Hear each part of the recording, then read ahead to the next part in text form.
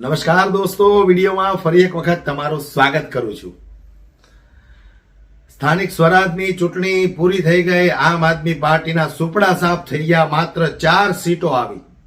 CR Patil એવું કહેતા હતા કે ભાઈ આ વખતે આ કોર્પોરેશનની ચૂંટણીમાં આમ આદમી પાર્ટીની એક પણ સીટ નહીં આવે. એમ છતાં પણ 4 સીટો આવી. ત્યારે સોનાની થાળીમાં લોખંડનો ખીલો તો ન ધરબી શક્યા, પણ એક ટાંચણી તો અચૂકથી લગાડી દીધી. પણ ખેર, હવે જનતાને જે ગમ્યું તે.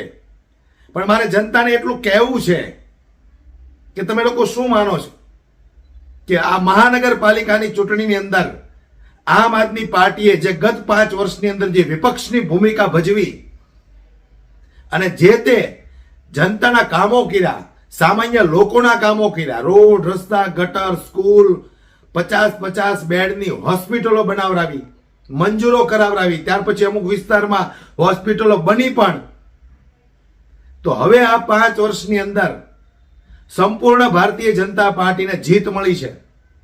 તો તમે એવું માનો છો કે નાના લોકોના પ્રશ્નોને વાચા આપશે આ ભારતીય જનતા પાર્ટીના નેતાઓ?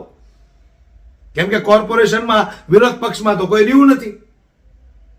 તમે જે આશીર્વાદ આપ્યા છે એ આશીર્વાદથી વિરોધ પક્ષમાં તો કોઈ બેઠું નથી. માટે જનતાના પ્રશ્નો ઉઠાવવા માટે કોઈ છે જ નહીં. હવે કદાચ ભારતીય જનતા પાર્ટીના નેતાઓ એમની મનમાની કરે, કોઈ પણ જાતના નિર્ણયો લે, તો એની સામે અવાજ ઉઠાવવા માટે તો તમે કોઈને રહેવા નથી દીધા. તો ખેર, કોઈ વાંધો નહીં. જે હાલત દિલ્હીની છે એવી હાલત એક વખત આપણે સુરત મહાનગરપાલિકાની અંદર જે નેતાઓ બેઠા છે એ સુરતની હાલત કેવી કરે છે એ પણ આપણે આવનારા 5 વર્ષમાં જોઈ લઈએ. રોડ રસ્તાને લઈને હવે તમે કોને ફરિયાદ કરશો?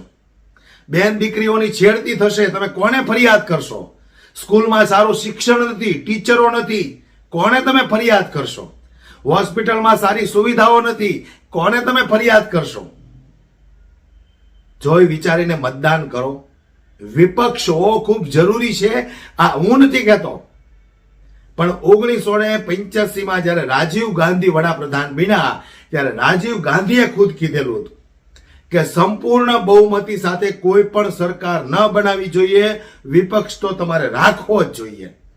પણ આજે પણ ઘણા બધા લોકોને એવું મનમાં છે કે વિપક્ષ કશું કામમાં આવતો નથી. પણ ખેર, જે રીતે સુરત મહાનગરપાલિકાની અંદર 115 બેઠક આ ભારતીય જનતા પાર્ટીને આપી છે, તો આવનારા દિવસોમાં આપણે એ પણ જોઈ લઈએ કે રોડ, રસ્તા, ગટર, સારી સ્કૂલ, હોસ્પિટલોની કેવી કેવી સુવિધાઓ જનતાને આ લોકો પ્રોવાઈડ કરે છે. બહુ મોટી ભૂલ કરી છે સુરતની જનતાએ. અમને હરેવા દુઃખ નથી, પણ કમસે કમ તમે વિપક્ષમાં બેસે એટલી સીટો આપી હોત ને તો જનતાના કામો થાત.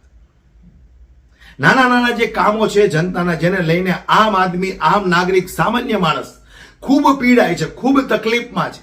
સરકારી કચેરી પર જાઓ તો 2-2, 4-4, 5-5 ધક્કાઓ ખાવા પડે છે.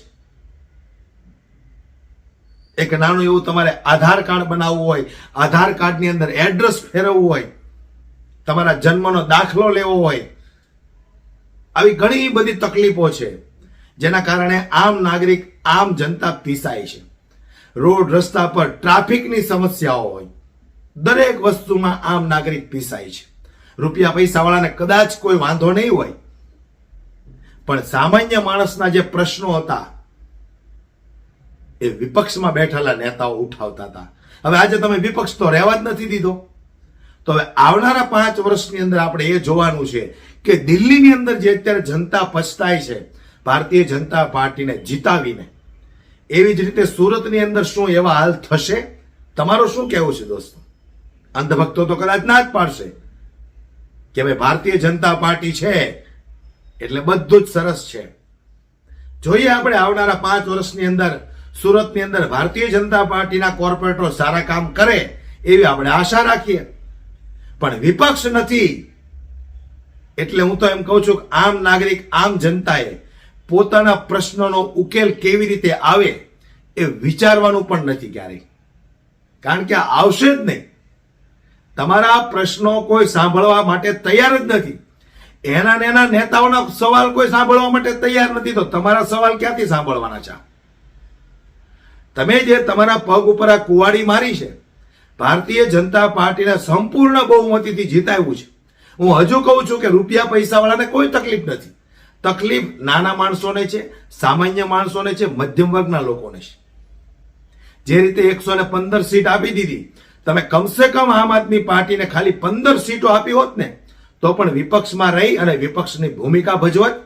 જે રીતે ગત 5 વર્ષની અંદર વિપક્ષમાં રહીને જે આમ આદમી પાર્ટીના કોર્પોરેટરોએ જે કામો કર્યા છે, એ કામો કદાચ તમે નોંધ નહીં લીધી હોય, પણ ખેર, જે થયું એ ભગવાન કહે છે ને, જે કરે એ સારા માટે જ કરે છે. આવનારા 5 વર્ષ આપણે એ પણ જોઈ લઈએ અને અમે આશા રાખીએ ભારતીય જનતા પાર્ટીના કોર્પોરેટરો પાસે કે સામાન્યથી સામાન્ય માણસના કામો કરો. જનતા ખૂબ દુઃખી છે, કોઈ પાસે કામ ધંધાઓ નથી, નોકરી નથી, લોકો બેરોજગાર ફરે છે. આટલી મોંઘવારી છે, બેરોજગારી છે, લોકોના નાના નાના પ્રશ્નોને લઈને તમે 2-5 જો ધક્કા કરાવો તો લોકોનો દિવસ પણ કામ ધંધાનો પડે છે અને 1000-1500 રૂપિયામાં એક કાગળ નીકળે છે. ખેર, જોઈએ હવે આ બધા પ્રશ્નોનો હલ આ ભારતીય જનતા પાર્ટી લાવી શકે છે કે નથી લાવી શકતી. અને 5 વર્ષ પછી જો તમને એમ થાય કે ખરેખર 5 વર્ષની અંદર ગળે આવી ગયા તો પાછા વિપક્ષને બેસાડજો. વિડીયોને ખૂબ શેર કરજો. સમજદારને ખાલી ઈશારો આપી છે. જય હિન્દ, જય જય ગરવી ગુજરાત.